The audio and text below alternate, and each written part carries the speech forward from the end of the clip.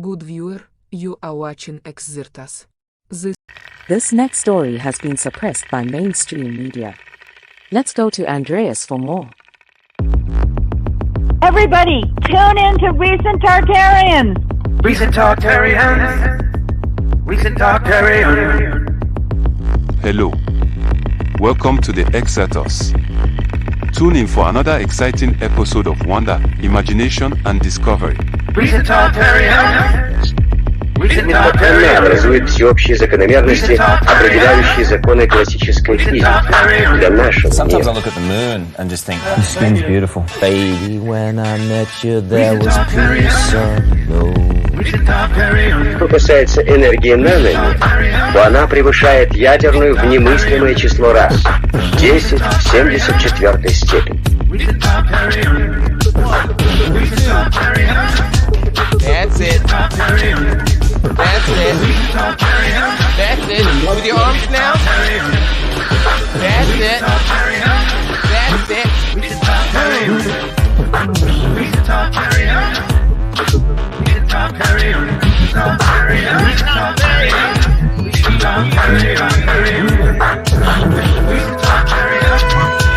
Thank you for watching Exertas. Keep listening. Remember, if you enjoyed the video, please follow and subscribe and share and support. It really helps. Coming up next, Exertas. By the way, that's gone. If you didn't record that, that's gone forever. It's gone.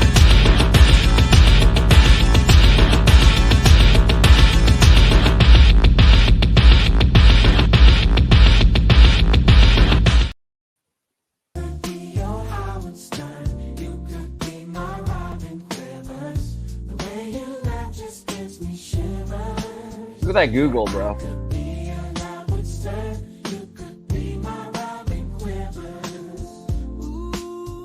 It's a good AI track. I'm surprised. Hey, what's up with that Google apron, you know? Yeah, so everyone who's been following the recent internet burning with the whole hip hop thing, which obviously, of course, is a diversion and sacrifice and whatever the F they're doing. In any case, anyone who likes 90s hip hop may know of Missy Elliott. So, and I'm sometimes listening to it, and then I'm never really watched the videos, but then somehow you stumble across the videos, and I'm like, isn't that so curious? Of course, in her case, it would officially stand for Missy, I guess, ME or whatever. But I'm like, I'm really sorry. This is obviously the old Gmail logo, and this is obviously the Masonic apron. Right. And then if anyone looks into the current, hip hop crisis, it seems quite public by now that they're all involved in whatever kind of strange circles.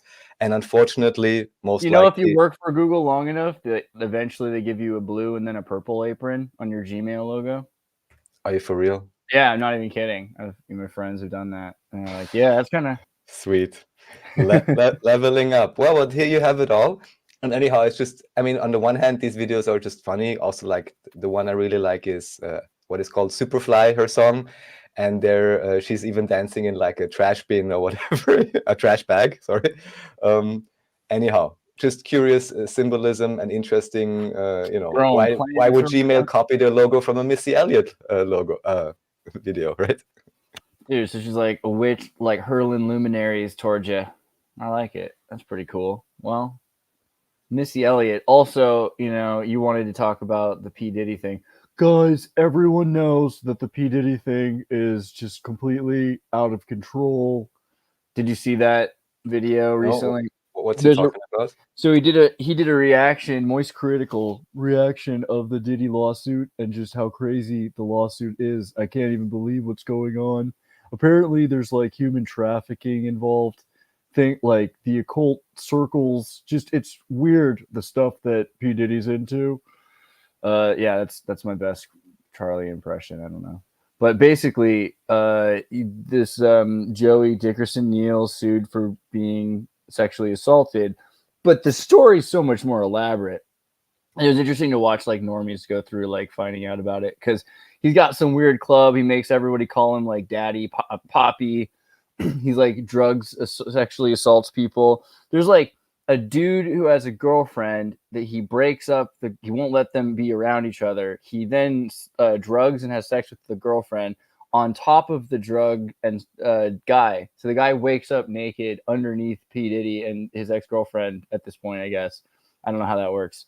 Plus he has like sex slaves which come forward and they're like, yeah, pretty much like the wildest story. And you know, he filmed everything all the time, you know. So like P. Diddy Cray basically is this. So since we're on the topic, I'll just throw out a few links. Of course, everyone kindly use your own discernment. So I'll comment on that in a second because there was something very recent. Right, this is what we have here. All right, so first let's do the one that I just sent you. You can pull it up for a second. Is it this one? Yes. So first of all, what's really curious, I'm not sure, do you know the guy who's podcasting this, Patrick? He looks kind of not really. It kind of looks familiar. Okay, so what's interesting is that this guy, I'll just give a bit of a frame. Was he on the Young Turks? Like he looks. I think I'm not sure if he would appreciate that comment too much. But anyhow, what's curious about him? So just the meta first. Why I'm showing this is just because this seems to be maybe Ice Cube was the original guy that also claimed that, you know, prisons are owned by record labels, and that's why starting from the 90s, all the hip hop went completely south, and they only talked about, you know, drugs and gang banging or whatever they call it, and also why recently, of course, they are being paid not only probably for all kinds of brands, but also, of course, for all kinds of liquor, and it's a huge thing. So that's only why. That's why that movie Undisputed hits hella hard, right? Like Undisputed, one of like the best movies of all time. You ever seen that one? You know what I'm talking about? No. Oh, really? I feel like I want to see this movie again in German. You know what I mean? Like they could totally, because when you dub a movie like this, like a German dubbing of like an American prison movie always hits harder. But basically it's about this boxer who gets wrongfully arrested, and then like he has to like box other dude, Wesley Snipes, kind of, you know, in the prison boxing match. And then you realize, oh wait, this famous boxer who's been wrongfully arrested and forced to fight in a prison boxing match is making a lot of money for all these prison people. And the whole prison boxing establishment, which is totally legal in the United States, by the way, is exploiting this situation on purpose. And that this is basically based on not just a true story, but tons of true stories, right? Where they're like, well, we need to have some sports star for the prison football team, or we need to have, you know, like I need the most famous person in the prison boxing team, etc. And so like just like, oh, we found cocaine in your bag, Billy, and then like arrest you, and that kind of thing, right? But for that purpose. So are you saying there's like real sports betting and extended scams running in all prisons in the US? Or what are you telling me right now? Oh, of course, right? Like I don't know. You understand? Like the American prison system is like an ambiguous. It's like an industry into itself, not only outwardly, also inwardly. Yeah, because it's like the idea of prison in America is like they're gonna rape you, and then they're also gonna teach you a bunch of stuff, right? Like you're gonna learn how to be a criminal, you're gonna learn how to read, you're gonna learn how to write. Like that's the way. I mean, just the way American prison is presented. Everyone's like, oh, like that's what they do to you in prison, and then you come out of prison hopefully having exercised and learned and read books, right? That's like the goal of prison in America. But it's pretty rough, right? And it's overcrowded. Yeah. It's not like Europe. Let's go just show the video, show the guy actually. So this is, I think, Ice Cube in this case. And he's talking with Patrick. And I just want to show him first, not him, but scroll a bit forward to the main host. This is this same video, but just the main guy who's presenting, not him. So him, just pause it. Okay, so why is this interesting? So this guy in the last few years in particular, I guess, has kind of risen to YouTube stardom, one could say. He's even, I believe, maybe even been on shows with Alex Jones, but it's like obvious that he's often inviting people that have very high reach and so on, and he's having these, you know, popular individual conversations. Somewhat interesting. Everyone can make up their own mind as to what this guy, his personality or views, you make up your own mind. But the interesting thing is now he's this popular YouTube guy, but what did he do before?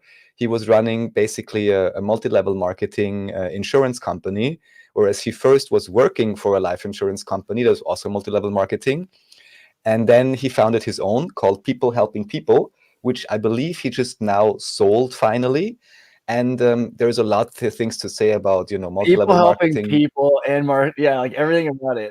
There's a lot to say about multi-level marketing, distribution, and what really is a pyramid scheme. And I would also very much say not every multi-level marketing is a pyramid scheme. There's many various methods of distribution, and it's not so easy to distribute anything if you don't have high ads budget or something to run TV ads and so on. So I want to say distributing by recommendation is a viable business model in itself. However, in this particular case, they were selling life insurances. So basically, they were registered agents inside this MLM structure and then working for various insurance companies. And from what I understand, the issue here mainly being that, number one, the policies were not particularly special or cheaper than if you would get them directly or through another method. And of course, you were encouraged, let's say, to recruit others to join the same thing, as a typical, pyramid is rolling. And here, multi-level marketing, in my view, has its place if you also receive a product that has a particular special value on its own, and that would be valuable to you just for purchasing whatever you're purchasing there. However, if it comes into a level, and I guess with life insurance, I mean, we're pretty close, whereas it's not so clear what the value is, or if anyone ever really gets paid out on all these issues, and your main income is just to push it further, and doesn't even have the best conditions in the market or something. Yeah, sometimes that works out for you. Like, I mean, you know about Disney Vacation in like the Aulani island that Disney bought, right? That whole thing. No, please explain.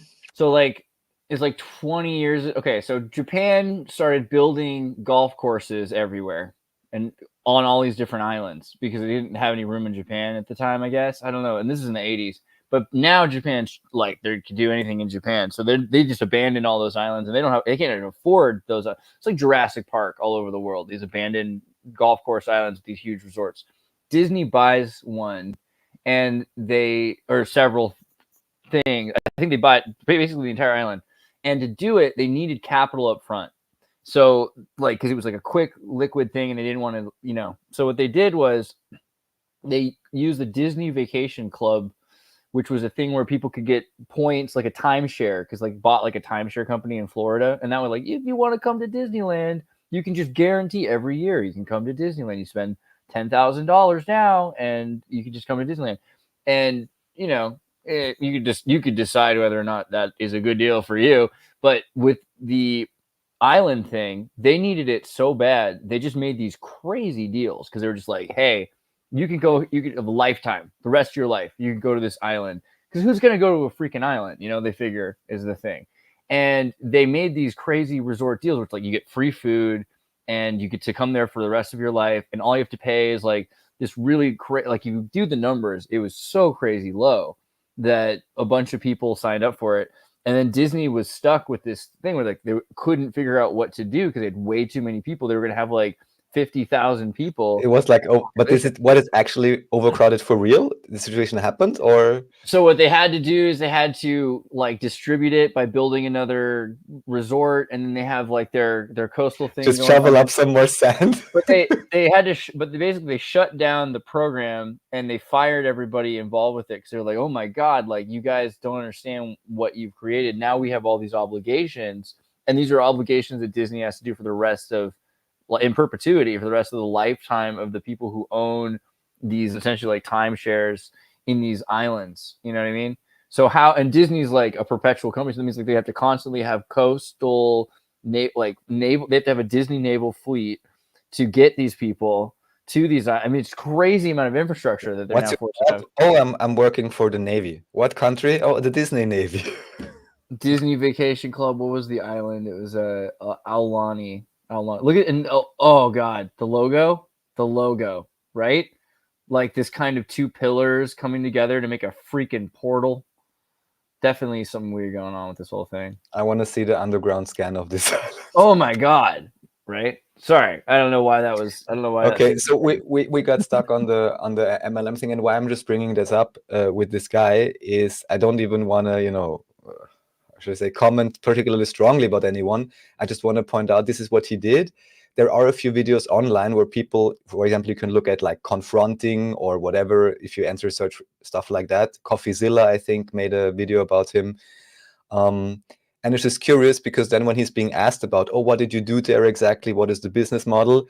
Oftentimes he starts telling about his life story and doesn't really get to the point. But by now, everyone who's not researching into that, and maybe this will come up more, but one put it in a nice way and said escape velocity. Because basically he's built up this big platform. Most people just know him from these interviews. You're like, oh, nice studio, nice, great, oh, cool. He's interviewing all these famous, popular people. Yeah. And he's like, seemingly a whatever conservative first generation Iranian immigrant to the US, and very maybe some would say hustler type in terms of hardworking or whatever this means, or ambitious or something. Anyhow, just interesting how oftentimes, you know, big people are put in front of you. You don't even know their backstory. And when you consider that, could be the question, you know, how many people really benefited from the people helping people company? Yeah. So just to throw that out there. I don't trust him. But he's doing all the big level interviews. He's even interviewing now big hip hop people and all kinds of things. So anyhow, we can continue on the hip hop rabbit hole. So this, we don't even have to listen to this, but I'm just pulling it up because Mac Bitter Truth is always giving the hardcore let's say antagonist view and basically telling you, look, they're all, you know, shilling and so on, and it's a reason why some people are popular when they push these things. Don't even have to listen to it, but just wanted to point out he's also talked about this. We can go to the next video already, which is very recent, I think from only 2 days ago, where you have a very interesting case. Sounds legit enough, where apparently supposedly one of how would you properly call him, Sean Combs's suppliers for sex workers, I guess you would say. That, I mean, their video isn't censored, so I guess we can say these things. Yeah, basically speaking out and just giving some interesting insights. Definitely another piece to that whole rabbit hole, which is seems very expansive and also somewhat confusing. And then teenagers were involved. I also want to show this, and this is stuff that I would never dream of watching if I wasn't interested in understanding why the whole hip-hop industry in the 90s and 20s was so strange, let's say, and why some stars rose and then immediately vanished, and why people like Jay-Z or whatever seem to be able to be continually successful and always make the big sales. So this is apparently the woman of an artist called Black China, who has released some music and also done some reality shows or whatever. Very, how should I say, distinct personality, this woman by the name of Tokyo Tony. Again, not what I would usually listen to, but if anyone is interested in these backgrounds, it's it's an interesting thing. And for me, aside from the fact that I like what she has, the pattern that she has on her, how do you call it, on her arm? It's a nice running dog pattern. It's just interesting to hear from people that seem to be, you know, honest enough. Of course, I can't vouch and I can't know, but to hear like these background stories, just like last time when we had Dr. Shiva on, and I brought this up and he mentioned he's been talking to Kanye West, who's basically been blurting out at him that, yeah, I just want to copy everything you do because copying is what I do so well. And this seems to be the recurring story. And here again, we can do the correlation, whether it is music or whether it is research. That too oftentimes people that have a platform, you know, how is it called? They like to adorn themselves with the feathers or the research or the hard work of others and not crediting them properly. And of course, with all these background societies in Hollywood, this is a quite widespread phenomenon. Either you're in the club and you get recognition, fame, and you have to pay for a deal in many different ways, or you simply never appear anywhere anymore. Okay, I have an AI diss track. I'm not sure if we can play that or want to play that. And then there is... Where's the AI track? Let's see, I'm giving you the AI track. We got it right here. This was recently created also, I guess, because of this this scandal, let's say. It has at least, well, 200,000 views or something. I just posted it in the chat. We can listen to it for a second, I guess.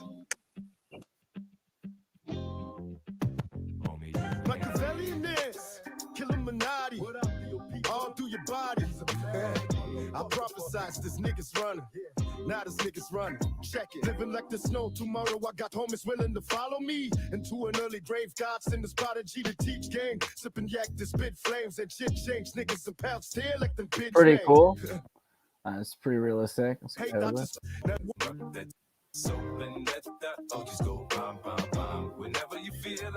right. Yeah, the future is just like better because it's just music made by dead people. You know, like they do it once, they die, then they can make music forever. It's like Emily Dickinson. Yeah, and I mean, I heard or read in some comments somewhere that someone wrote, "Oh yeah, actually, this AI voice technology was really refined 20 years ago, but back then they were made sure to very quickly hide it and vanish it." So, you know, from this point of view, how can we know what is real? The 20 years ago they had RNNs, but I feel like data. I mean, you could it would have been you could have done it, but there wouldn't have been enough access for everyone to figure, oh, I could use it for this or that. You know, that's the problem. Like, it would have taken a long time to render and to think a thought. So you could have it, you could ask it a question. It's kind of like the answers 42 thing where it takes like billions of years. Like now we've got random access, and so that makes a big difference. Lots of it. Yeah, so there's, of course, infinitely more stuff into this rabbit hole. We don't have to check it all out. The one thing I want to point out, there's one guy by the name of Orlando Brown who seems to be completely off the hook. But if you understand a little bit of what the background is, it seems more, how should I say, understandable as to why he's acting out in that way. And it could even be that he's deliberately playing insane as maybe not to be, you know, followed up, because supposedly, apparently, there was even a quite popular TikToker that put out all these so-called blind items. I forgot what the term even means. It's something about, I even forgot it, but blind items like lead-ups surrounding all of these stories, and apparently doing pretty good research. And then suddenly she died. Yeah, so the whole idea of playing insane may also be a type of a cover. Yeah, again, not to be distracted with gossip, but just as a case study for how these people kinds of acting crazy though. Like Kanye West used to say like pornography is evil, you know, like it should be destroyed, and now he's like starting a porn company with Stormy Daniels. It kind of feels like, for real. Yeah, so it's like, like with Trump's not ex-wife, but whatever. You know, that's a great venture. Yeah, I mean, it just feels like, is he a clone or is he a mind control victim or is it a little bit of both? I don't know. But Kanye West in talks to launch Yeezy porn, so I don't know. He was started out by saying it was, you know, he understood that it was systematic destruction of society. So maybe now he knows, like, all right, well then I'll do it myself. I'll make a weapon out of it, or I don't know what his deal is, because it just seems like quite a pivot, you know, to the point of being like self-destructive. And like, that's what a lot of people have been saying, like looking at him walk around, like, is he really himself anymore? Which I find interesting. That's just a perfect segue. So again, just using this as an expose for what can happen in society at large. And here, anyhow, it's just this guy, scary stories, whatever. But you just see supposedly Biden having some issues with his. This is what kids like talk about at campfires now. I'm like, and then I saw Uncle Joe pull on the back of his mask, and I saw underneath his skin and saw what he really looked like. Well, the only real question then would be is, if there's different individuals below the mask, are they all equally creepy, you know? Yeah, it could be well, that's right. That's another level of acting that you would need to perform there. So anyhow, you know, realistic masks, of course, we're up to speed on that. What I would go to now, I just basically now have a random collection of things. Is there anything that you wanted to bring up in terms of current news or something? Oh, I don't know if it's current, but like, just because we talked about Penguin Zero, I feel like we should bring up Asmongold, because like you mentioned earlier, yeah, for sure. I even watched some of his stuff like a year ago or whatever. Some of these, I mean, you know, obviously. Like, I mean, this game. Have you ever seen this game?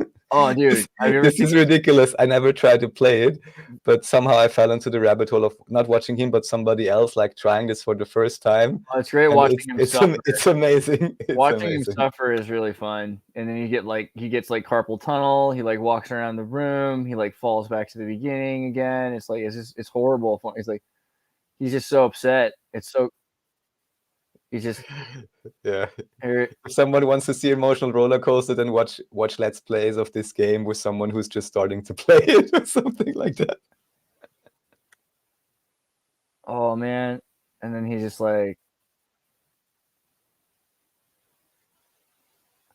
but yeah, like Asmon's like one of those examples of the YouTubers that can pretend to be like kind of normie. Like he's definitely not as dumb as people say. So like earlier we were talking about like dumb YouTubers, and like I feel like Penguin Zero and Osmond Gold both are clever at like being discreet about things, you know, but they still are every once in a while saying things in the public limelight that because they're in that place, they're very they're picking their battles pretty well, right?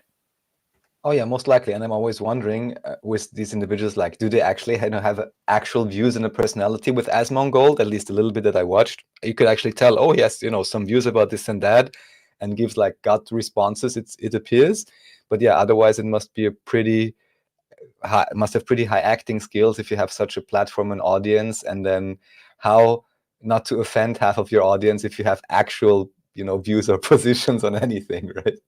So. Yeah, I feel like a lot of the shows on YouTube though, like they're designed to not bother people, because like people are looking for something that's just like engaging. Just don't trigger me, please. Yeah. I just want to watch World of Warcraft.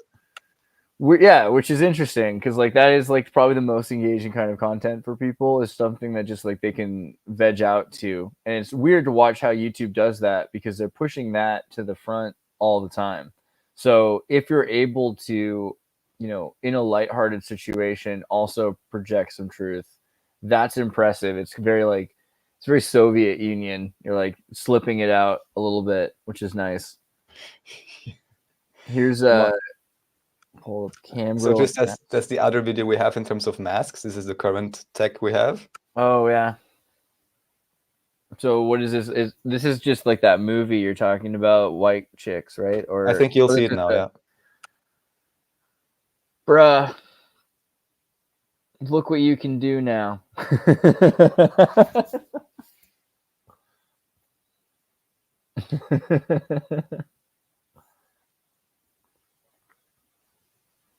I mean, to be fair, that's about as much work as like a lot of girls put into their day anyway. So like, fair enough.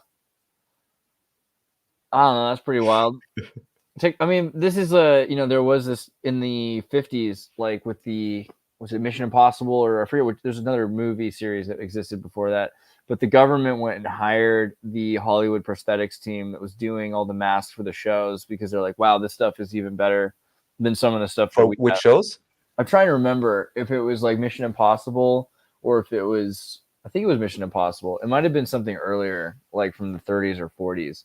But they were so into the prosthetic masks that they had, they're like, yeah, we should work with you. And, when you watch Mission Impossible, especially in the 80s, you can see this sort of like it's like, this is all based on actual events, right? Every single episode is based on an actual thing. You're like, this is crazy. Like, how is Mission Impossible real? These groups of people are saying, we're going to have this person walk out of the bus stop, and we're going to have a giant fake room around there.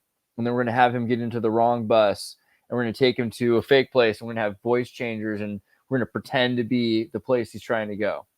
And it's like, what? Like, why would you go? That's like the craziest amount of gaslighting.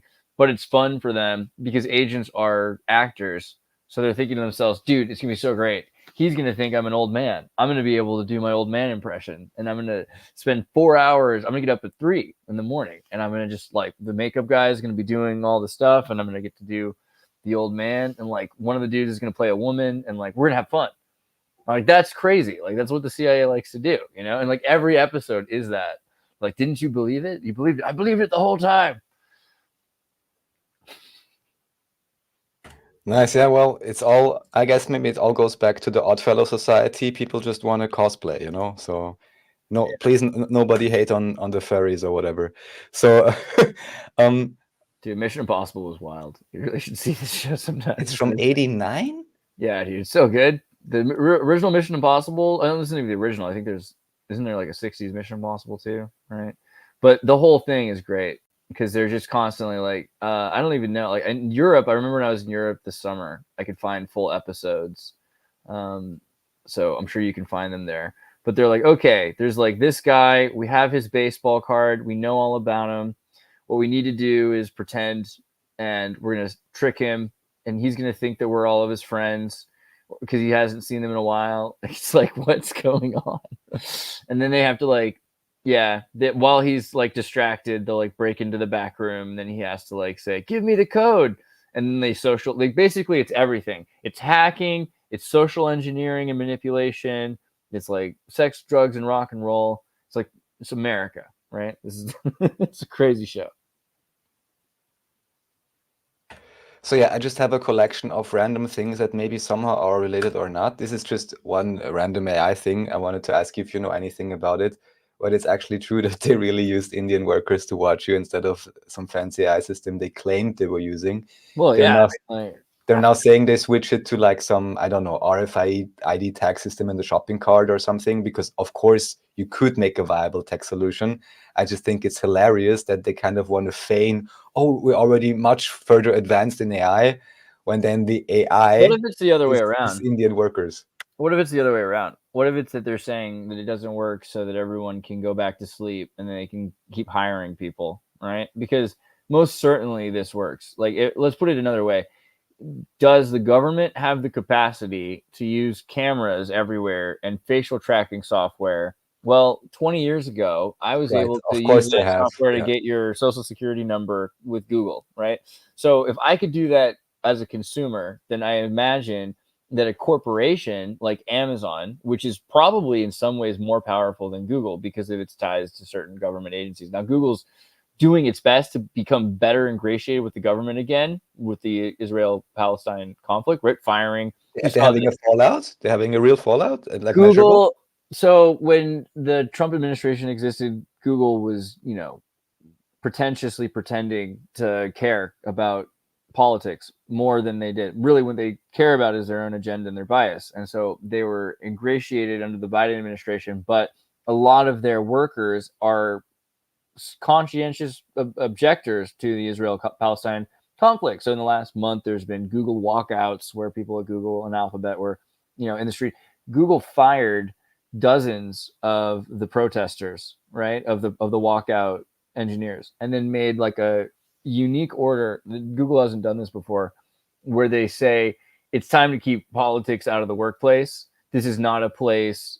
Google is a place to get work done. This is not a place to espouse your personal beliefs and make people uncomfortable. Things you didn't hear back in the day.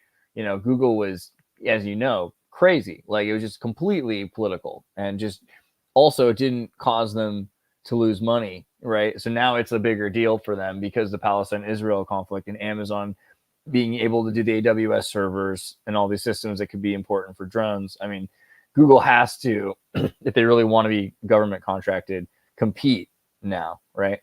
But anyway, Amazon having tracking software better or as good as Google, of course they do. And having workers in India that are cheaper to watch over your AI tracking system to make sure that it's not missing something is reasonable. You probably have a person who's watching a security camera system generally. And so here you have a human observer still. Why would you not? Like, how upset would you be to find out that there were no humans involved in anything, and that's why things were going wrong, So like, of course they're going to want to have some humans involved. And now it's to the point where they're saying it just doesn't work. So we're going to have to go back to hiring people, which is the same excuse they were using for like pumping your own gas. Like, if you go to Oregon, I don't know if it still is, but it used to be illegal to pump your own gas.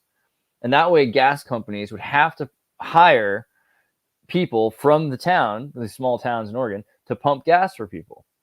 And like, there's still kind of a logic there that it's dangerous to pump your own gas. You know what I mean? Because it's always been done that way, right? That's I think what's going to happen with Amazon, especially because they bought Whole Foods and everything like that. Like, they're trying to figure out how they're going to compete with box stores like Walmart. Yeah, I'd be curious to see how, wherever they arrive with that story. So let's go. If you want, we can go further. I think now I managed to put all the links into My the chat. God, there's more links here. Okay. Is this Yes, the so Moloch and Baal ceremony? I think yes, we can start Did there. I skip something? I don't know if Yeah, there's other videos, but actually I have to say I haven't watched everything here fully. Sometimes just I'm seeing something interesting, and okay, of course we can start with this. It just is fun, I think, to see. Yeah. And I thought you would like it. I was just doing some research and I came across this chart. Let's show it. We're getting deeper there. Okay. So these are the classes. Yes. You want to add it to the screen? Oh, is it not? Sorry, I was just staring at it. That's horrible. All right. Oh yeah. No. See, you're already so enamored, but I thought you would like this. Yeah. So as we know, Tom Cruise is somewhere up there or whatever. And anyhow, I can recommend. It's interesting enough. There's something called L. Ron Hubbard's unauthorized biography. I only got through it like third of the way, which basically just shows all the things he's claiming is maybe not exactly what happened. And also there's a few quite interesting, how should I say, ex-member accounts where they give you the insights in terms of how they structure their, working camps and how you register for Sea Org and all of that. And I'm just like, oh, isn't this so fancy? And I think you can really kind of see how it's also based off of or somehow associated with Freemasonry. I think that's even official, even with the logos or something. I think there's a correlation. Anyhow. So actually, I just think it's fascinating how many. Yes. Well, just like, because all right, clear is where you want to be, and they're saying that most people are down in purification rundown, where they're like controlled by biochemical factors and are all messed up. And this is where they get like Narconon and all that other stuff, and you have to get through grades 5 and Dianetics, etc. Right, because I think a big thing and the big also PR arm they have, I think also in Germany, is actually that they just pull up on some random corner or manifestations or whatever and actually say like, oh, we are against drugs at school or something, or we are against addiction or something like this.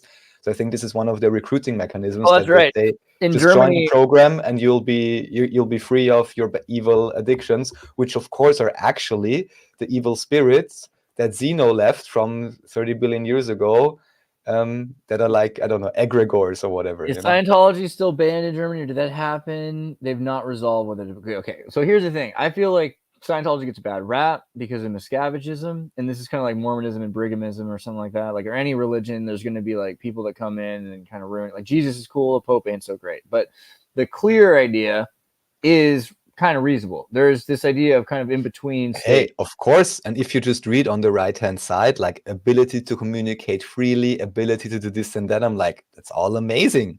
I'm just pretty sure I don't need to join them and shell out, I don't know how many thousands for each of those courses. Right. That's a miscavige thing. And a lot of this stuff should be and is kind of open source. I mean, they hold trademarks, they try to copyright it, but obviously even with intellectual property that they've tried to keep secret, like it's been published. And so people can do Dynetics. You can go on ChatGPT and you can like do an audit with ChatGPT. So I think that that's something that we have to consider, is that most of the things that people hate about Scientology aren't even the right things. It's like, okay, I get it. Like, they're a cult that takes money is your problem with most religions. So you want to say that about Scientology? See, I was very careful how I phrased that.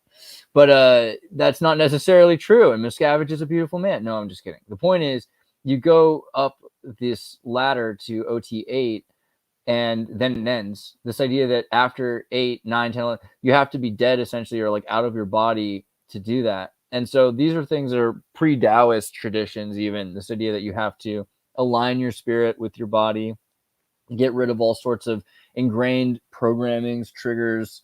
I don't know. That seems all pretty legit. The only problem with it is that it's run by a group that wants to keep it in a monopoly. But then again, what's Scientology's reason for that, right? Scientology says if you find out about this stuff and you're not ready to handle it, then you'll slip down from clear. Like if you were to like try and all of a sudden you see what's going on, like you might not be able to sleep at night anymore, start freaking out. Like you might need like drugs to calm down. Like it might cause a regression. And as much as that sucks, I mean, haven't you noticed that about people that find out the truth is all of a sudden they like lose the ability to sleep, and they're all kind of like, they don't know what to do about it. They become restless. Of course, Yeah. I mean, it's kind of smart. It's like the regular process that you would go through, whether you call it monomyth, hero's journey, or Well, I what don't know, would be whatever it is. better? Like, what's better? Should it be that like you start out like helpless and afraid, and then someone tells you all of the problems in the world, and you're like, "What do I do?" Or do you like go through it like not caring, not knowing about the problems of the world, studying to be the most clear that you can be, so you can do whatever you need to do, and then someone's like, "Okay, now that you're ready, let me tell you about the suffering in the world," and then from there, you're not programmed by the suffering, you're reacting for the first time and making your own choices outside of it to the suffering. This is why they tried to like raise kids outside of regular society. Like all these like Beck and all these people, right, were raised with Scientologists.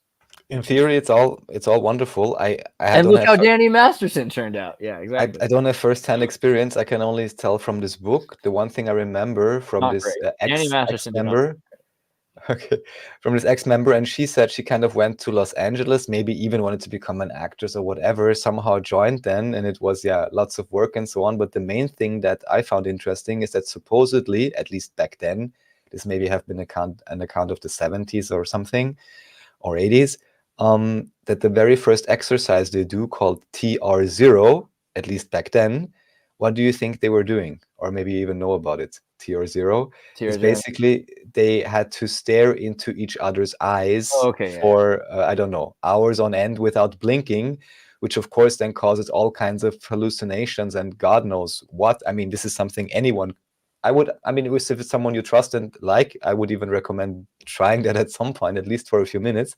I mean, you can even blink. You don't have to torture No, it's yourself. better not to blink. It's way better not to blink. You should just like roll your eyes a little bit, avoid the blinking. Well, Andreas has more experience even than me with this. But yeah, interesting things do occur there. But I just, again, find it funny or strange that, of course, they use a general mechanism, just like if I told you all the world's issues, of course, people won't be able to sleep. And then, of course, they provide the solution, nicely embedded in their system, of course. But, in this way, it's not different from any other organized religion, I guess. So, not even particularly giving any judgment on it. All right, we can go on. So the one thing was the ancient bloodlines, but I haven't watched that yet, so I can't talk much about it. There was the one before that. And this one is about DARPA. Also didn't watch it, so I can't talk much about it. But the other things I have more insight on. The next thing we have is Divergent, which is a very interesting YouTube channel. I'm not sure if you're familiar with his channel. I saw him through some small like Telegram groups, actually a German, really tiny channel. And I was like, oh, who's making these videos about, what could volcanoes be and all kinds of interesting things. He's definitely coming on the list I have for the research collection. Yeah, he has always very, very interesting stuff. Definitely worth checking out.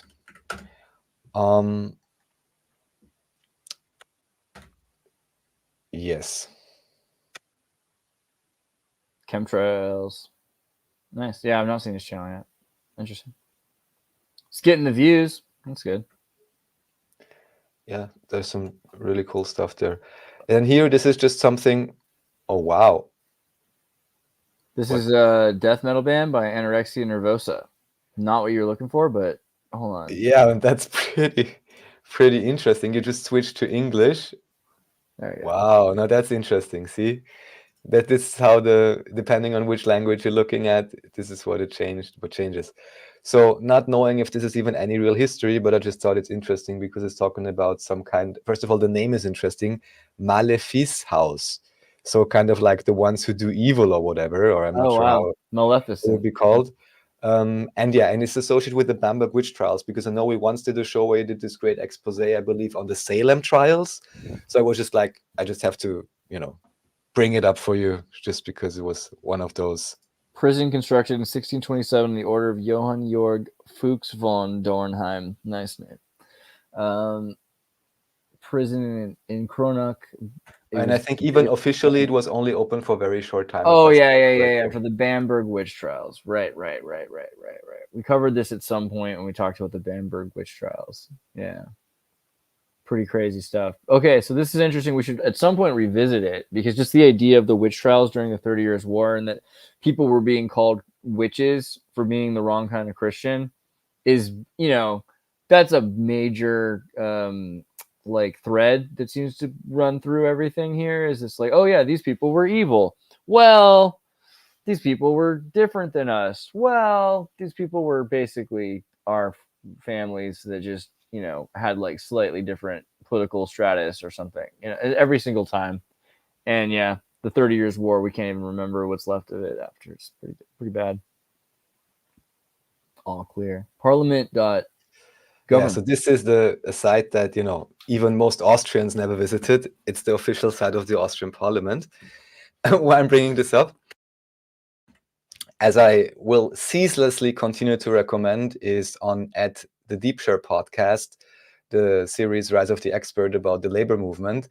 And I just thought it's so funny. Maybe you can keep this open also, and we can maybe translate it or something. So Deep Share on YouTube, yes. We can go on the, I think it is in a playlist also. If you go on playlists, there should be a, yeah, Rise of the Expert on the, no, yes. I think there's 10 parts. So I recommend this before. I will again. It's really great and very nice, you know, to listen to. And yeah, learn more about the history of the early 20th century, especially in America, and how it was all engineered, or at the very least completely hijacked. And then somehow, I don't even know why, this is not existing in English, or what's happening now? Come on. Yeah, dude, if you click it on the English button, do it again. It'll erase it takes you to some weird page. But if you just translate, yeah, of course, they don't even have a proper look. That's a great Austrian state for you. They're like out of sight, out of mind. You're not supposed to, you know, it's very specific audiences. Yeah, exactly. You're not supposed to know about this because, I mean, I can only assume, at least in the backyards or whatever, or lodges and overground, underground skiffs, anyhow, you always have different people conspiring, you know, even just for profit motive or whatever, aside from all the cultish behavior we've been discussing at length. However, in Austria, it is a little bit different, because in Austria, of course, also you would have a legislative, executive branch, and, you know, same structure as in any so-called modern Western democracy. However, what you also have in Austria, and it's a very official thing, and I would almost say most people are made to be proud of it, it's called the Sozialpartnerschaft, the social partnership, or the social partners, whereas they decided, interestingly enough, after the Second World War, that, well, the situation is so unstable and we're not exactly sure what's going on and how we're going to make sure everyone agrees, and there's not, you know, we can integrate everyone. Let's get the counts involved. Yeah. Basically, let's make a council that includes the industrialists, the representatives for the workers, and I think there is a third group officially involved. I even forgot which one, but they are like a completely official background group or whatever that have their own negotiations.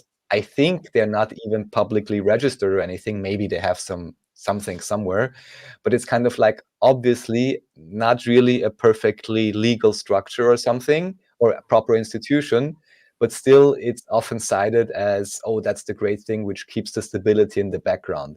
And it just made me think of the Rise of the Expert series, where you have these, yeah, basically expert councils that already are having huge influence in deciding things. And in the wonderful state of Austria, it's even perfectly official that this is a thing. Yeah. So.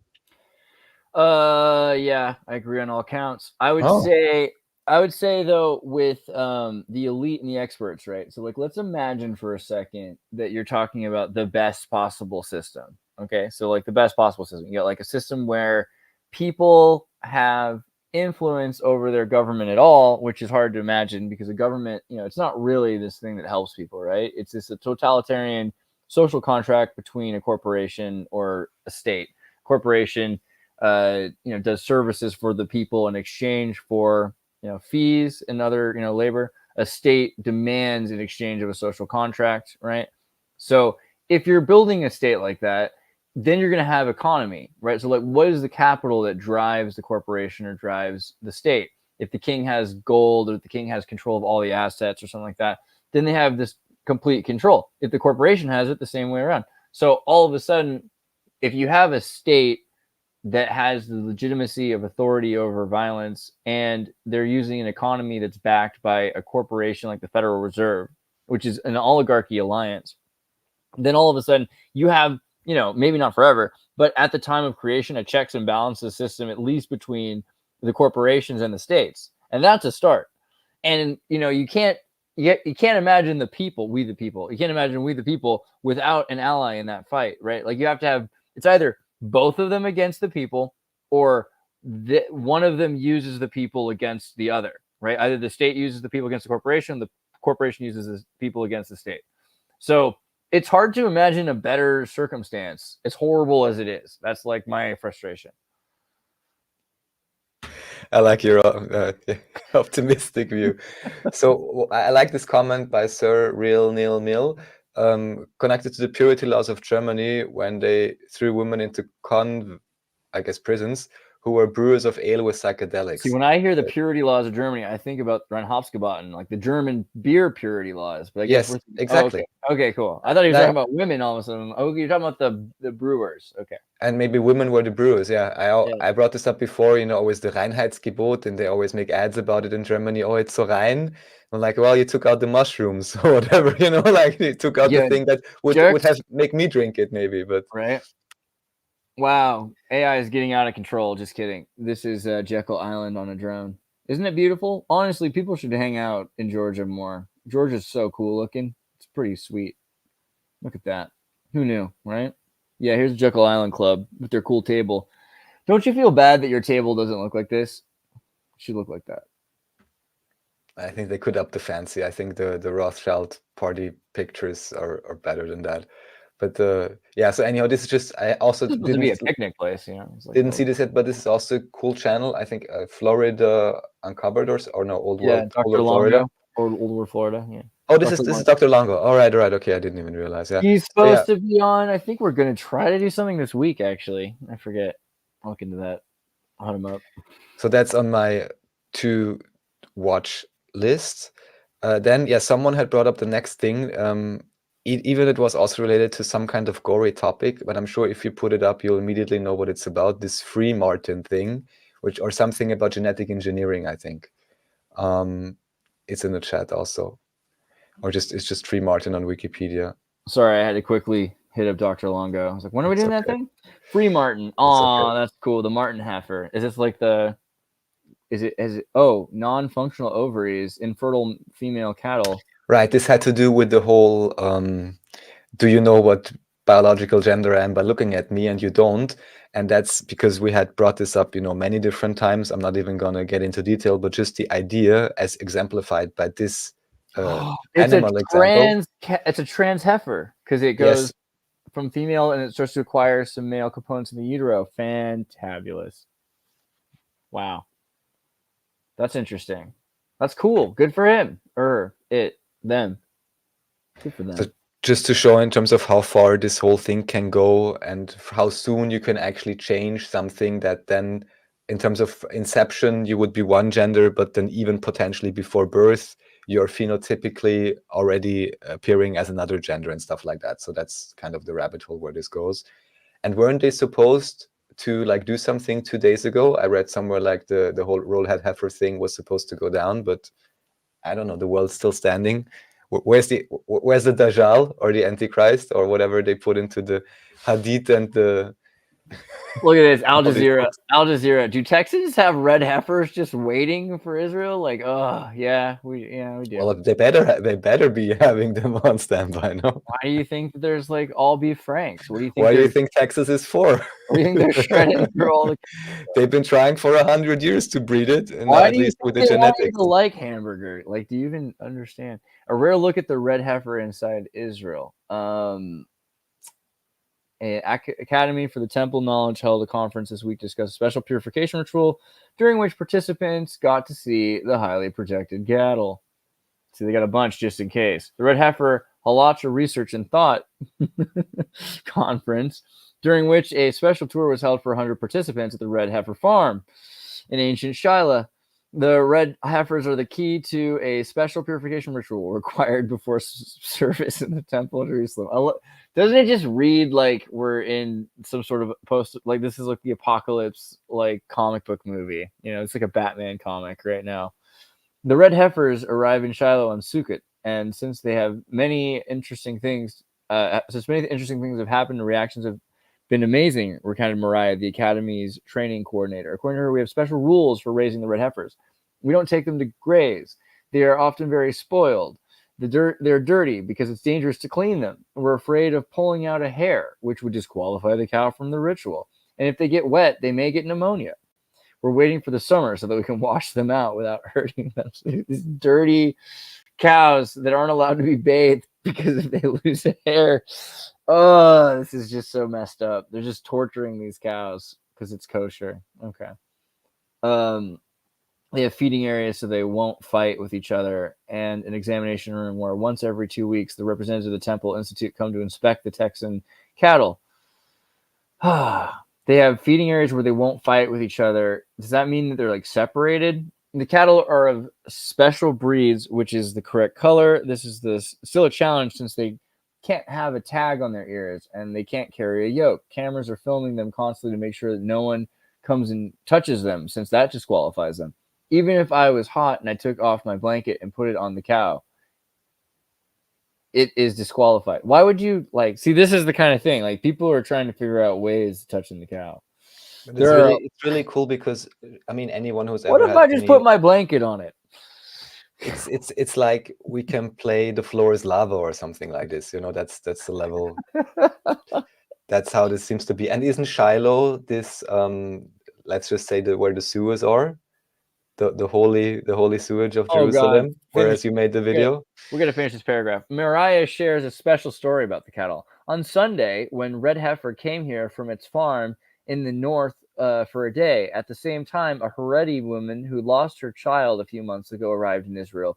Her whole world was destroyed, and she had been questioning her faith. She heard the rumor that a Red Heifer arrived in Israel and told herself, God, show me a sign. If I see a sign that things will be okay. She went to visit Shiloh and she saw before her eyes the red heifer, a sign from heaven. Oh my God. Can you just make that sadder? Could you just add a level? So don't worry, lady. Don't worry. We're going to slaughter this heifer too. It's not just your kid that dies. We kill all kinds of things. God just loves murder. You'll be fine. What is this? Okay. Did you see my David Butler talk? Did you see the talk I did on? No. So I did a talk with this guy. I'm gonna have him back on because he's interesting. David Butler. Yeah, I'll get him on. Yeah. David Butler. He's like a sci-fi writer. David Butler. Come on, internet, don't do this. Ootler. That's not right. See, you see this?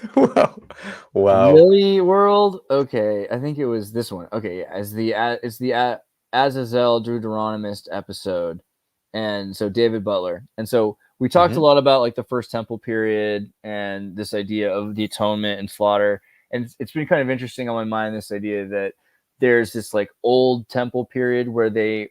This idea of sacrifice is really interesting. The idea of the atonement, the idea of sacrificing, the idea of sacrificing a calf. This is 2024. Why are we still talking about murder and sacrifice as a means to an end? It just seems like something is missing here, and that someone should have. But everyone's like, yeah, it's my religion. Yeah, but your religion's to very specifically murder a cow in a really weird way. This is not just a communion wafer kind of thing. And the same thing with the Jesus narrative, because Jesus is the red heifer. Where is this coming from? And so there's this idea, does atonement come from the murder and sacrifice of something like that? Or does it come from performing mitzvahs and doing correct works, right? So this whole red heifer thing, what is the deal? This unblemished calf, what are we trying to do? It seems like an alchemical loophole in and of itself. Oh, well, we sinned, so we can kill this calf and that'll work it out, as long as we don't touch it with a towel. Yeah, I mean, someone wrote something interesting about what sacrifice actually means. Let's see, I want to pull up the comment. It's so far back. In terms of whether you actually do the sacrifice yourself or not, is it then a sacrifice, or is it just this transference like they do with the chickens, right? The offering of something to a deity as an act of propitiation, homage, that which is offered in sacrifice, from Old Latin sacrifice, sacrificium, performing priestly functions. So it might have just at some point meant to perform priestly functions. Of course, but that's great. But then also the question is, what is priestly function? Yeah. Well, it doesn't have to be as bad as that. Priestly functions might just be literally like just wondering where the term originally came from. What was the base thing if we think about the witch trials or whatever you there think is? The priests are sacrificing people? Yeah, some of them were, but like I don't know. If you were saying that. Yeah, Andreas. I know. I know. I can't play dumb. But still, the idea that this was everybody, there's got to have been some sacrifices which were just rice cakes, right? And just doing communion. Eventually. You don't think first? Because I think that's it. Like maybe that's like the word heretic, the word martyr, the word worship, the word sacrifice. None of these things mean what people think they do, right? Like a heretic has the right to choose, right? A martyr witnessed something, right? Worship is a worthy gift that you give, you know? And so if sacrifice is performing your duties.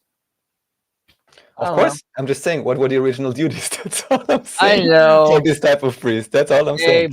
In terms of etymology, again, you said that. They burn people alive. We were reading. That was the other thing, is because like in the Bible, it talks about like King Josiah was like such a hero king, and he did such great things. What did he do? He like murdered all of the other Jewish priests, burned their bones in their temples, and made it so all the Jews had to go to his temple from then on out. Right? Like murder and destruction and everything. And this is like we're back at the hip hop.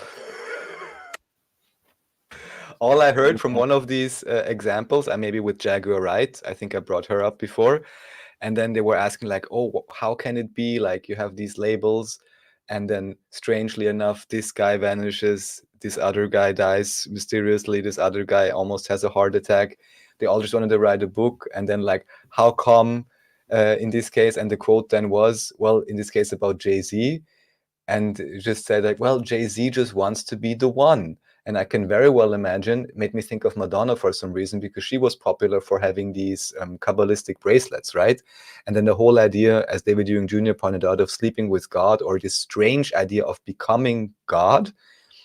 So yeah, I could very well see also some of these, you know, entertainers, let's say, having Jesus type complexes, just to bring this up, the official quote and interview by David Rockefeller, where he even says, yes, I basically fancy myself as a god. And that's relevant because that's what David Ewing Jr. claims, and many others, of course, that there's a certain group of people that literally believe that. And there you have at least one quote from one guy, at least role-playing that position at the very least, who says, yeah, I basically believe I'm God. So yeah, I always had these fantasies or whatever. And I'm sure there's a few of those guys running around. And then the problem becomes, if you think that it's worth others. I'm a god. Infatuated. I love that vibe. Yes. That's a good vibe. No, I mean, like, the thing about being a god, though, like, is that's the Brezhnevinsky technotronic age, right? The idea that there will be some people that are aware that they're not restrained by these artificial limits that have been created by society, not by nature.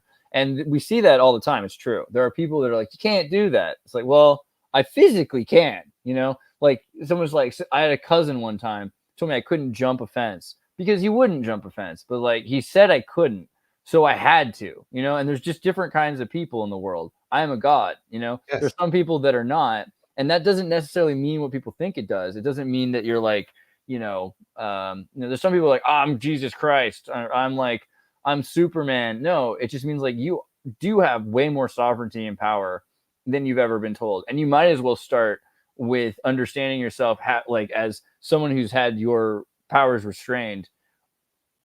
It's probably easier that way. I completely agree with you, and we just recently had a talk on Nachiketa's channel. We called it The End of Slavery. We even came up with a strategy which was multi-generational, proper and protected education and proper upbringing of children to make a societal change. Yes. So now I lost my point. I wanted to reply. Well, the Rockefellers want to be gods, but in right, sovereignty. So basically, the layout, right? Exactly. So this is the thing. So on the one hand, I would say I would even be close to myself using these terms. But yeah, definitely everyone has much more agency and sovereignty than they were led to believe. That's 100% correct. Yeah, The and issue that's then part only of the problem becomes, is they want to take away more and more of your sovereignty, so you less and of less. course, so there is a good reason to be like, even the gurus that say like, oh, you're God, you're great, and whatever, if they even say that, because often the gurus just say, I'm great and you have to pay. Right. But so there's a value in like raising that agency and that sense of self-responsibility and power in a sense. But then there's the other side where it's like, oh, don't worry, just join our secret club. Now you can learn how to be God or something. And the others, anyhow, they're just cattle. So it doesn't really matter if you step over them. And that then seems to be the dichotomy where the one is kept and like, oh, Jesus atoned for your sins, repent, shame, whatever. Yeah. And on the other hand, like, oh, by the way, we're in the secret club. We also got some of the judges. So actually, we can do a lot of things and make a lot of money with all those things they think are only happening in Ukraine. Yeah. Well, it's So- always a question because it's like, okay, so right now you've got, and this is another Brezhnevinsky thing, like the idea that there are people that believe you have to stop at random arbitrary places when they're driving in the middle of the road, right? Because they're just a red light. And there are other people that have sirens on their cars, so they can just go right through the lights, right? And there are people, and like, whether or not you're one or the other depends on how people view you in society. So the question also becomes, how beneficial is it to have a group of people that are aware that they don't really need to be rushing through the stoplight because they're not in an emergency, right? Like these emergencies might literally potentially exist so that someone has to rush through this thing. So maybe we do need to have a dynamic, but who chooses and this is kind of like an Amazon shipping situation where like, do I really need it today? Like, or can I wait like 4 or 5 days, you know? And people are more and more like, yeah, okay, you got me. I don't really need it today. You know, I think that that's part of the thing with Are Prime memberships going down? No, I never they're used definitely it, but they're the same. They're more expensive, but what's going on is that if you try to buy something, it'll automatically try to make it take 5 days, and you have to check it to 1-day delivery because they're trying to like say like you really don't need, like we're trying to do really, because every time I'm using it, because I never used Prime, I think, or maybe only once for like a month for some reason, you know, these trial periods, which I heard are sometimes difficult to cancel. Or maybe I didn't even do it. But for me, it's always only suggesting, don't you want it faster? Or for me, or maybe for Europe or Austria, they are still pre-selecting when you order something like, oh, don't you want to get the Prime But you thing? don't have Prime. I have Prime, and with Okay. Prime, they're telling you. Wow, they're already, so like you're paying for it. Yeah, but then they'll That's but if you wait a few days, and they're gonna take like 5% off of the purchase price. Like they're trying to like give you a reason to slow it down. Okay. But there's reason like Well. you're like, I actually don't need this today, and if I got 5% off the purchase price, I'm willing to wait till Wednesday. If it's a more expensive item, I mean, then Prime can even make sense. They're like testing your limits, you know, exactly. But I think that's the thing is some people will realize like I would be in a bad situation if there were no stoplights. I don't know. It's just what the future is. What people flying around in drones every direction without stoplights into each other, or how are we going to not? I'm really sorry. Have you ever been to India? The future is India. It's true. Yeah. Oh, I've been to Mumbai. I mean, I only had limited exposure to this. My main goal, because I only stayed there for a night, I think.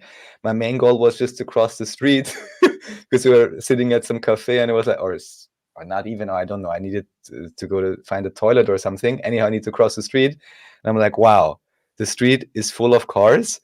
I don't even know if there is a I don't even know if there is a stoplight. Well, there were no animals at that time at night in Mumbai, but it's full of cars. And I'm not sure if there was a stoplight, because if there would have been, I'm sure I would just have waited. But then I just realized, well, I'm not getting anywhere and there's a constant stream. And then what do? It's pretty cool. Also something to do with sovereignty and with distributed organization, because there are people actually looking at the road, everyone. They're not just staring at the red or green lights. Yeah? And so what you have to do is you just take a confident, I was watching, of course, what other people are doing. You just take a confident step, you keep walking, and if necessary, you just do like this, you know, like in Superman or something. And guess what? The cars actually magically stop around you and you can pass. So yeah, it's an amazing experience for an overregulated European. Yeah? So that's true. Yeah. But I mean, I you know, then what happens if someone needs to rush faster through that because there's an accident or something like that? So I don't know. It's hard to say. because people in those situations, there are a lot of accidents in India still. There's a potential for accidents because of that. And then if someone can't get to the accident scene because people are rushing through it and they're not stopping and everything like that, there are potential issues. There's probably a sweet spot somewhere, but what I just want to point out is the distributed intelligence or natural intelligence. If the system and the society or the environment is not completely engineered for you not to use it at all, we actually have great capacity, and with just a little bit of attention and awareness, a lot of things that otherwise would have to be solved by overly complex algorithms or whatever can just be solved by having eyes and be like, okay, is the road clear? Yes, I can pass. No, I will wait, no matter what a stoplight says. Yeah. So yeah, there's probably a sweet spot somewhere in between. I mean, I honestly don't think I would want to live in India for a long time, even just because it seems like there's dust everywhere. Someone told me, why did it even happen? Because of burning trash or something else? Like, because I always was, when I was there, I was like, what is happening? Like, yeah, it's like Europe in the 17th century or something. Yeah. Pretty much, it's insane. And that makes me think also when they talk about, and David Ewing Jr. talked about this, about weather changes and so on, like, all right, I mean, heavy pollutant industry seems to have an effect on the atmosphere and probably on sunlight intake and all of that. So because I was already wondering, I was like, am I like on substances or something, or is it just too hot, or what's going on here? Like day and night, everything is so hazy. And then, yeah, when I left, I realized like the air actually is cleaner. Whether in, where did I land? In Oman, just at the airport, I was already like, oh, it's colder, but it's so nice, it's so fresh. And then in Vienna, anyhow, I was like, wow, yeah, makes a difference. Anyhow, so the next thing that I brought up is town planning. Also this, my fault, I still have to watch properly, but people seem to be recommending and enjoying it. Just one, I guess, somewhat mainstream or not, insight into Middle Ages town planning. Everyone interested, you can put on the CC and take a look for yourself. I'll watch it properly and then come back with the key points. But I just wanted to share it because there's not so many mainstream documentaries that even, deal with this. And at least from the commentary, people seem to be very appreciative, and there may be some, at least, as you can see, some interesting maps, some interesting insights.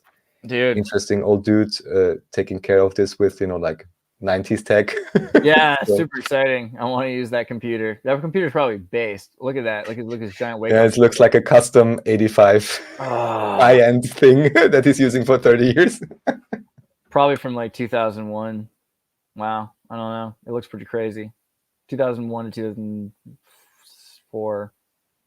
That's so, cool. and yeah, also shout out 13th Monkey. He just graced me with an interview last time I did. And yeah, we spoke a little bit about, just the star forts mainly, but just about this idea that everywhere you have the Altstadt or the old town, and you can clearly see, you go on live, you can clearly see the outlines and everything, right? So it's always the old town with the star fort ring around it. Epic work, Mike. Hope we should do something soon. Yeah, and we've been talking, how to distribute it properly. Also that Mike, gets proper value exchange for all the work he's done. And also what I really just see when I see all these data points, I don't know, whoever else is, competent and trustworthy, run like crazy AI algorithms on this. I have data in here. If we plug in some more metadata and some other things and all these data points, I'm sure there's patterns. I mean, there's a few obvious things. I'll just mention 1-2 things. As you see, all the light blue in Germany, all the race stuff, and in France, all the strange red stuff in Ukraine, where they also did a really good job already many years ago, it seems. But already it looks like also there's like 5 times as many stars as there were last time I looked at it. So yeah, there's from what he said, there's about 16,000 entries right now of bastion forts, star forts, and all of that. And yeah, I think we managed a great overview video, because I remember we even did many years ago a 4-hour video. They quickly get long, of course, just scrolling through. But I think we managed to do a pretty good, or he managed to do a pretty good 1-hour overview presentation, just to get a first look at the things. And yeah, I hope more people will be interested in this, support his work, and that we'll find a way to first publicize this in a smart way, and also run some algorithms on this, because maybe I'm delusional, but I'm sensing that AI can reveal some patterns that maybe we cannot so readily recognize. That's a lot of star forts. Because with so many data points, I'm 100% sure there's patterns. If we add like altitudes and maybe terrain or whatever else there could be, maybe we can figure something out in terms of what the function could actually be, because he's showing sometimes there's these lines going on, it's line of sight. So it could be some sort of communication through line of sight. There's other instances, there's various mainstream explanations which seem illogical, like with Amsterdam, where he says all the star forts around it were built to prevent the siege because everything would be flooded by 30 centimeters of water. However, this was supposedly built only in the First World War or something like this, or just before that, and then officially was never used and then all razed. So Sebastian is Zabbatai Zavai's English-sized name. All right. That's good to know. Everybody check out 13th Monkey. He's a beautiful man doing amazing things. And then also Lucius Aurelian is something you were going to pull up. Yes, just another interesting channel I found, which I'll be adding to my list with cool videos. I still have to properly binge watch it, but yeah.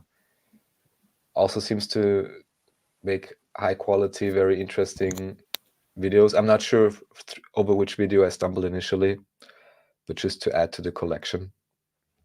Nice. All right, Lucius Aurelian. Check that out. And then what's this? What's this cloud? Yeah, so just because there's always this conversation about it, so I just wanted to show there's an official definition for a human-made cloud. I mean, by now with the floods in Dubai and the whole cloud seeding they did or whatever officially, maybe they will now have the mainstream backlash against, overzealous geoengineering anyways, but yeah.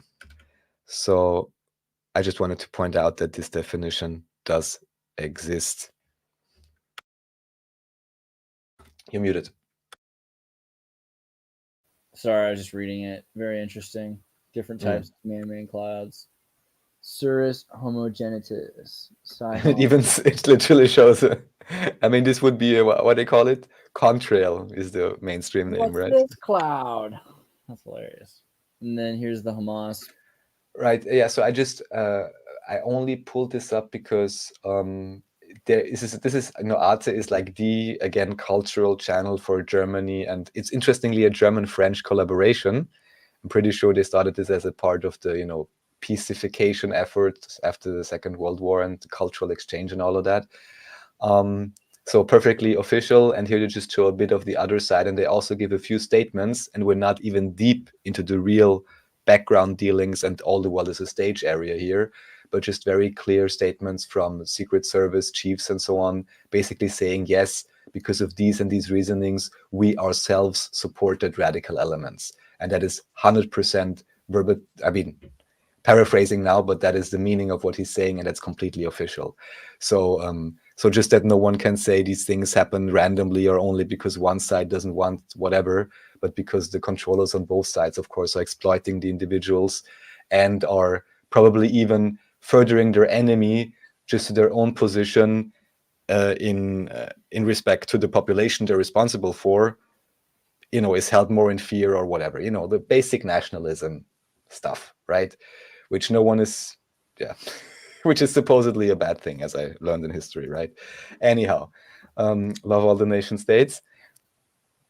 So I just wanted to point that out. And then, the next thing is pretty, again, super dark, but interesting and ties a few things together. America's massive child slavery problem. That's also on a very big channel, is a third link from below.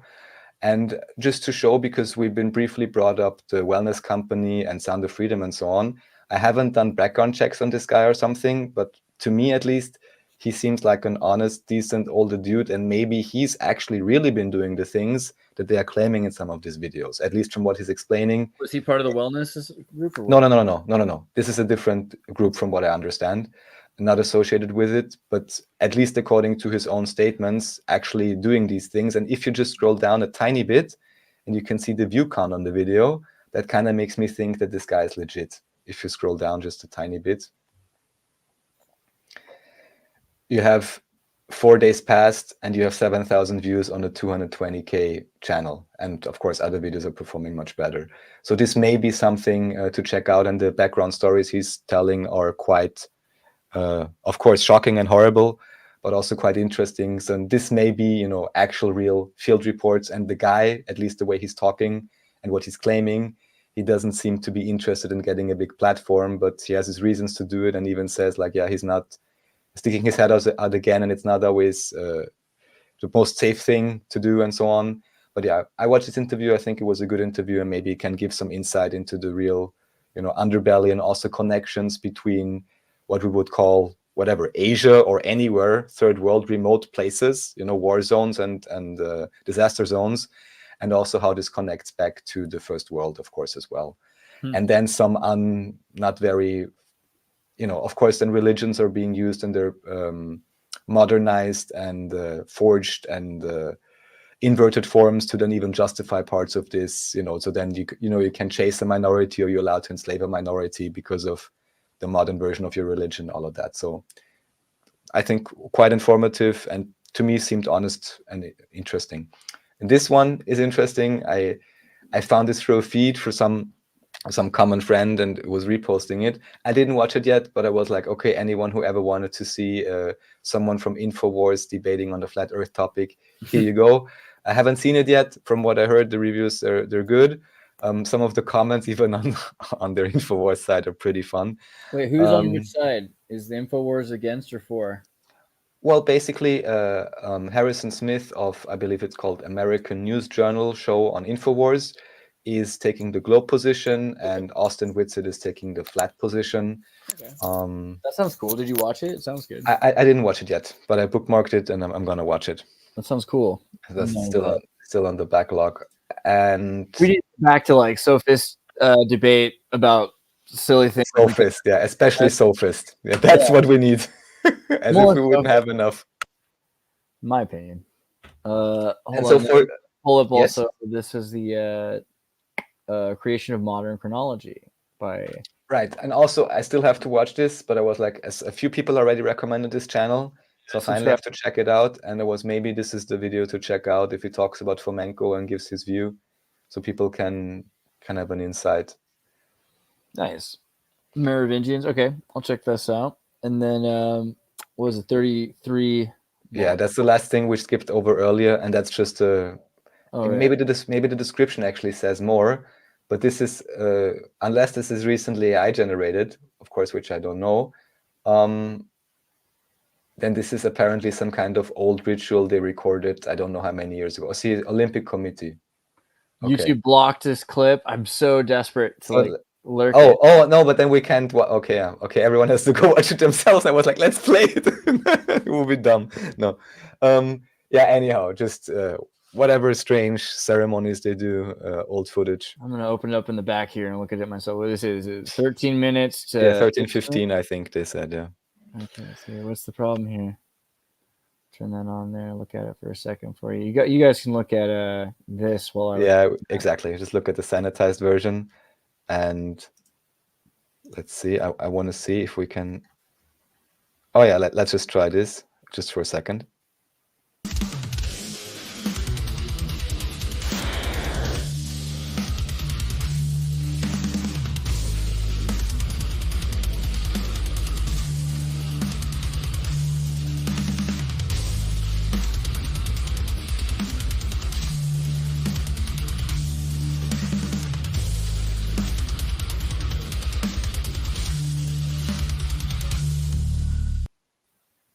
Yeah, I think the rock fits pretty well. Yeah, okay. So the clip that they cut out was from that movie. What's it called again? Tree of Life by Terrence Malick with Brad Pitt, and it's the scene where there's like a girl with her like flashlight and like her tent sheet in her room, pretending to be in like a camping trip while she's in her room. So yeah, I don't know. Have you ever seen that movie, Tree of Life? No, I think I heard of it. It's a movie. Sounds relevant, even just going by the title.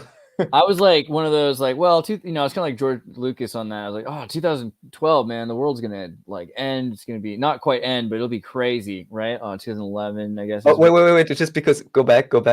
Just... I will. Hold on. Yeah. Yes, here the very wait.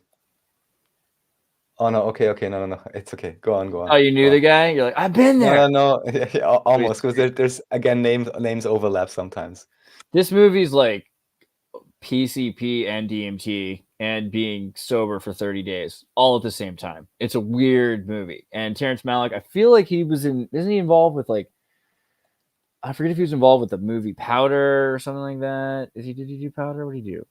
The New World. That's right. He did The New World. He's done some pretty weird movies, but didn't he do? Let me look back here in early filmography. Did he do Powder? Jack Nicholson, Dirty Harry. I don't know. He did some uncredited drafts of Dirty Harry and some Jack Nicholson movies. This movie, though, is like literally just the Kabbalah. It's so weird. It's this family and all this horrible stuff, kind of in a mundane way, with Sean Penn crying on the beach at the end, and the universe being made. Like just all this footage of like this, like there's like crazy cosmogony of like the Earth forming and like magma happening, and yeah, it's weird. It's a cool movie. I would highly recommend it. I think, yeah, like look at just like the universe forming, babies, life, death. It's so LA Kabbalah, but it's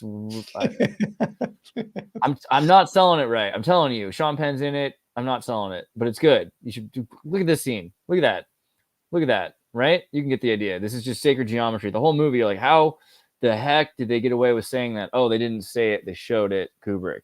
That's that kind of movie. It's good. Nice. Thank you for the recommendation. Yeah, I think in terms of, let's see, in terms of links, I think I'm pretty much through.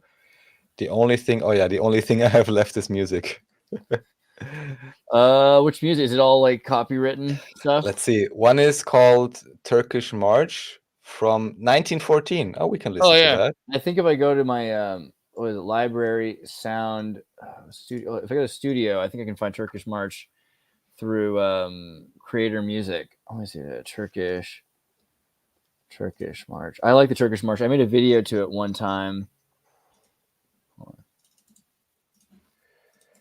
This will work.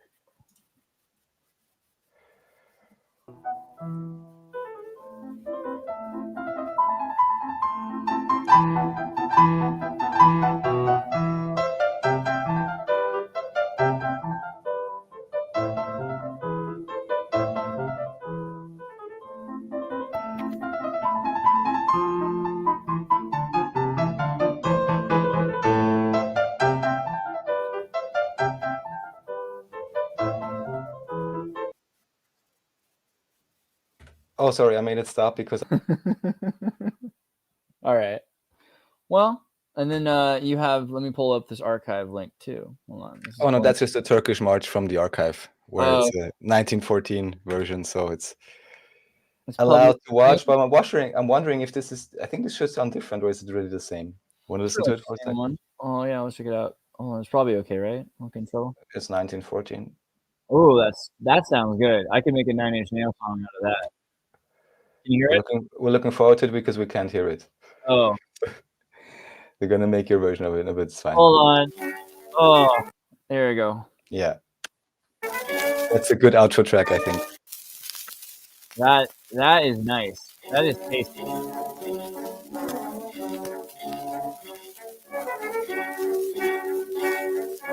I could clean this up. I could get this song out of this. I could pull the scratches away. The Turkish March has like several parts. Oh god, I can still hear it. Oh, brutal. That's a lot in my ears, but yeah, but you can find like I think it's like 20 minutes Turkish March. That's pretty good. And there's a whole other part that's really like the blusterous storm part, like the fall. I don't know. I like the Turkish March. It's pretty good. Yeah, and of course it's a Turkish march, right? So that's of course the whole point. Well, anyhow, the Hungarian march. Have you heard that one? Yes. Well, of course, Hungarian march is always the best. Yeah. There's a few. I wouldn't even know top of my head. I have to look up myself.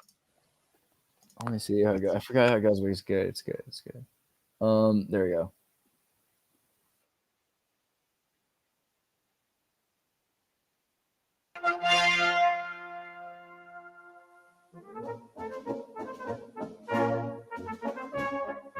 This is good. This reminds me of what makes food.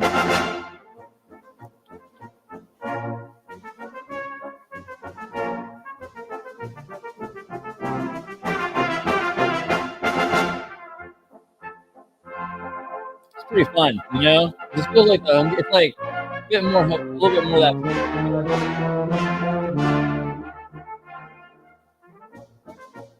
Hungarian dance number 5. I'm not sure. It's a recording from 2010. I don't know how the copyright works, so maybe rather not play it. This is the one. This one makes me feel like I'm a waiter or like I'm a dishwasher. Like, oh god, more dishes.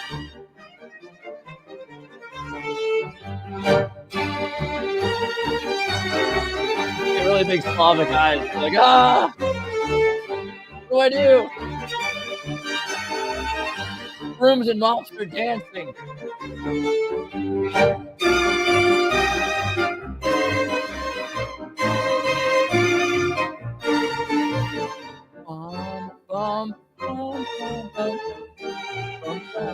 That's how you go, right? Nope.